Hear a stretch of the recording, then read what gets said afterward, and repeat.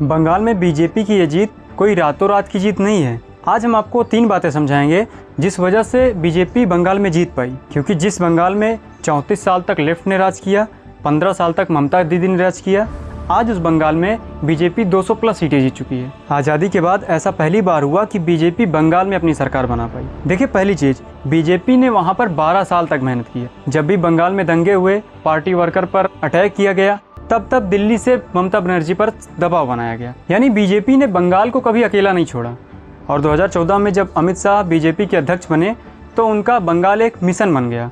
और उसी जुनून, उसी मिशन का नतीजा है कि बंगाल में बीजेपी आज 200 प्लस सीटें जीती है। दूसरी बात, ममता बनर्जी जिसकी इमेज एक साधारण चप्पल और साधारण साड़ी में सड़क पर चलने वाली महिला के तौर पर बनी है, लेकिन उन्हीं के शासन में उनके नाक के नीचे बंगाल में क्या क्या होता है। आरजीकर कांड होता है, घोटाले होते हैं, रोज रोज के हिंसा होती है, पॉलिटिकल मर्डर होते हैं, और यही सारी चीज़ बंगाल की पहचान बन गई। ये कहा गया कि बंगाल को हम बांग्लादेश बनाएंगे, हिंदुओं को तड़पाया गया।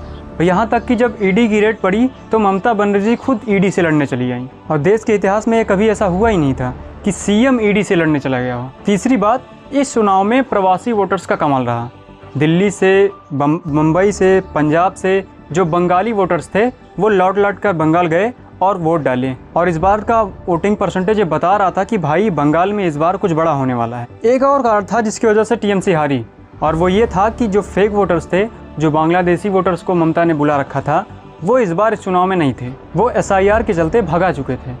और जब से एसआईआर लागू हुआ, ममता बनर्जी को उसी दिन से लग गया था कि भाई अब उनकी सत्ता गई, अब उनकी सत्ता वापस नहीं आने वाली। इसके बाद ममता ने इतने हाथ पैर मारे, इतने नाटक किए, और बीजेपी ये चुनाव जीती क्योंकि चाणक्य शाह यानी अमित शाह की ये जिद थी। अब सही भाषा में ये कहें कि अगर 100 साल पहले ये पूछा जाएगा, ये पढ़ा जाएगा इतिहास में कि बंगाल में पहली बार बीजेपी किसकी वजह से सरकार बनाई, तो अमित शाह के सबसे ऊपर नाम आएगा। अब आप अमित शाह को नफरत करो, प्यार करो, वो आपकी मर्जी।